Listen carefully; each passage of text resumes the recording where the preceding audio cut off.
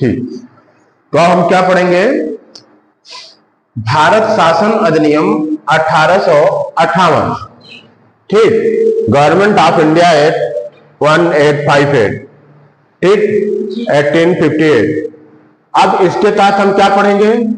सबसे पहले तो हम इसकी पहले पृष्ठभूमि क्या थी, इसके पहले पृष्ठभूमि क्या थी? 1857 का विद्रोह हुआ था। ठीक, इस विद्रोह के फलस्वरूप मतलब कि ब्रिटिश सरकार जाते जाते बची। ठीक है, विद्रोहियों में संगठन का अभाव था। अगर एक संगठन पूर्ण संगठन रहा होता तो शायद ब्रिटिश सरकार उसी समय चली गई होती। जो भी हो, मतलब ब्रिटिश सरकार ने बड़े मुश्किल से बची, तो उसने कुछ परिवर्तन करे, कुछ सकारात्मक परिवर्तन भी करे। ठीक है, उसने कुछ परिवर्तन करे, वो सारे परिवर्तन गवर्नमेंट ऑफ इंडिया एक्ट 1858 के अंतर्गत शामिल किए गए। ठीक है, तो उसमें जो सबसे पहला परिवर्तन था वो क्या हुआ कि जो भारत का शासन है, 1857 की जो क्रांति के बाद जो भारत का शासन है, भारत का शासन सीधे क्राउन के हाथों में चला गया। सीधे क्राउन के हाथों में चला गया। क्राउन के हाथों से में चला गया, इससे तात्पर्य क्या? मतलब हाँ, शासन ब्रिटिश सरकार करेगी। अब उसमें मध्यस्थ कंपनी नहीं रहेगी। जाहिर सी बात है कि जब शासन ब्रिटिश सरकार करेगी तो बोर्ड ऑफ कंट्रोल या बोर्ड ऑफ डायरेक्टर्स की कोई जरूरत नहीं थी। ठीक है, तो बोर्ड ऑफ डायरेक्टर्स और बोर्ड ऑफ कंट्रोल ये दोनों पद समाप्त कर दिए गए। दोनों पद समाप्त कर दिए गए। ठीक है, बोर्ड ऑफ डायरेक्टर्स मतलब कि पद नहीं थे, ये एक समिति बोर्ड था, तो दोनों बोर्ड समाप्त कर दिए गए। इसमें कई सदस्य हुआ करते थे। अब इनके स्थान पर क्या हुआ? भारत सचिव। ये भारत सचिव कौन होता था? हाँ, भारत सचिव ब्रिटिश मंत्रिमंडल का एक सदस्य होता था। ठीक है, मतलब ब्रिटिश मंत्रिमंडल के समकक्ष वो होता था भारत सचिव। उसकी भारत सचिव की नियुक्ति की गई और भारत सचिव उसकी सहायता के लिए एक 15 सदस्यीय परिषद नियुक्त की गई। ठीक है, मतलब कि भारत सचिव भारत का शासन करेगा और 15 सदस्यीय परिषद की सहायता से। ठीक है, जैसे सीधी सी बात है कि मान लीजिए अभी हम उदाहरण लेंगे, जैसे कि अंडमान निकोबार है। अगर क्योंकि वहां भारत में तो वहां की सरकार खुद ही चुनी जाती है, वहां स्थानीय सरकारें चुनी जाती हैं। लेकिन अगर वहां ब्रिटिश मंडल ऐसा कर दिया जाए कि भारत का सरकार में एक मंत्री होगा और वो उसकी जिम्मेदारी होगी अंडमान निकोबार के प्रशासन का। ठीक, सेम ऐसी व्यवस्था उस समय की थी। ऐसी व्यवस्था को कहा सकते हैं कि ब्रिटिश मंत्रिमंडल का सदस्य था, ब्रिटिश मंत्रिमंडल। ठीक है, और इसकी सहायता के लिए 15 सदस्यीय परिषद। ठीक है, 15 सदस्यीय परिषद हुआ करती थी। ठीक, इसी परिषद के सहायता से भारत सचिव भारत का शासन करता था।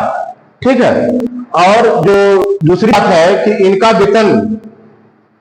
वेतन कहां से दिया जाता था? भारत के राजस्व से।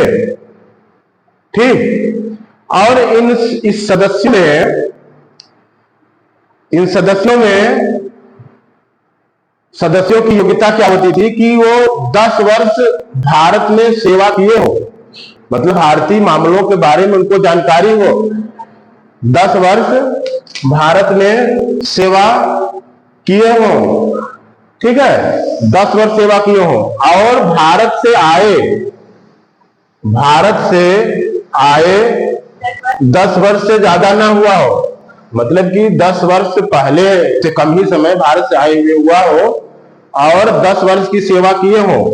इनमें मतलब 15 में से कम आधे के साथ योग्यता रखी गई, कम से कम आधे, मतलब कि कम से कम 8 सदस्य ऐसे हो जो कि ऐसी योग्यता रखते हो, ठीक है। कम से कम आधे सदस्य ऐसे होंगे इस 15 सदस्यीय परिषद में कि जो भारत में 10 वर्ष तक सेवा किए होंगे और सेवा करके आए, उनको 10 वर्ष से ज्यादा नहीं हुआ होगा, ठीक है। ये परिषद के सदस्यों की योग्यता थी। इसके अलावा कुछ और भी परिवर्तन किए गए, ठीक। इससे क्या हुआ कि चूंकि अब ब्रिटिश सरकार का सीधा नियंत्रण हो गया भारत पर, क्या हो गया, ब्रिटिश सरकार का सीधा नियंत्रण, ठीक है। इसमें भारत के सम्राट का पद समाप्त कर दिया गया, भारत के सम्राट का पद समाप्त कर दिया गया।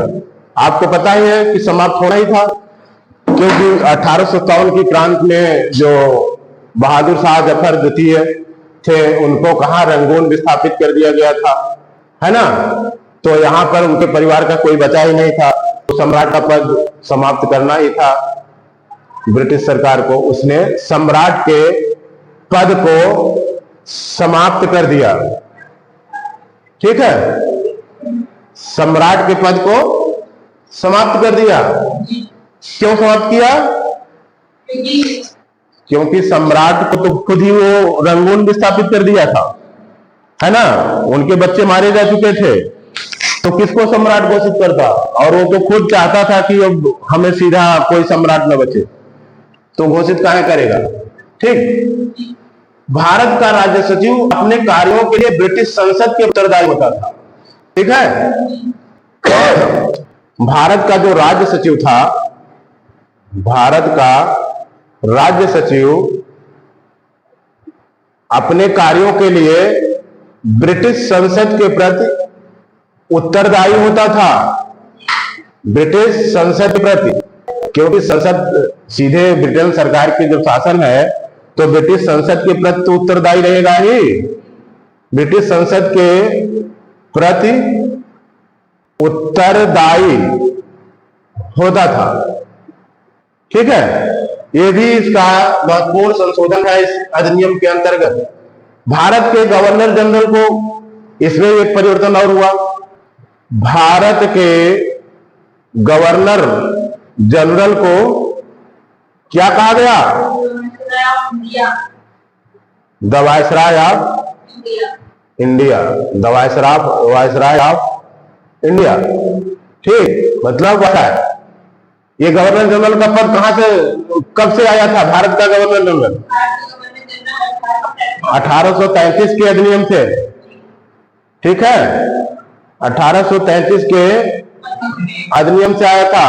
कौन पहले थे?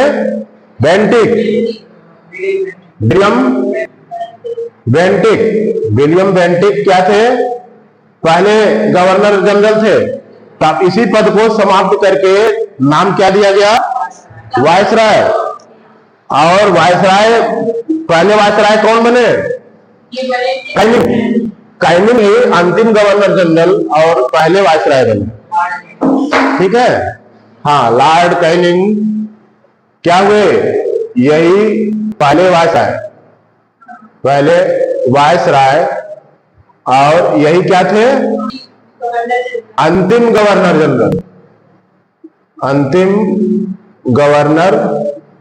जनरल, ठीक। अंतिम गवर्नर जनरल और पहले वायसराय थे, ठीक है। और इसमें यह भी व्यवस्था की गई थी कि जो भारत की नैतिक प्रगति की रिपोर्ट होगी उसे संसद में समय समय पर प्रस्तुत करना होगा, ठीक है। तो यही है मुख्य परिवर्तन जो 1858 में किए गए थे भारत शासन अधिनियम।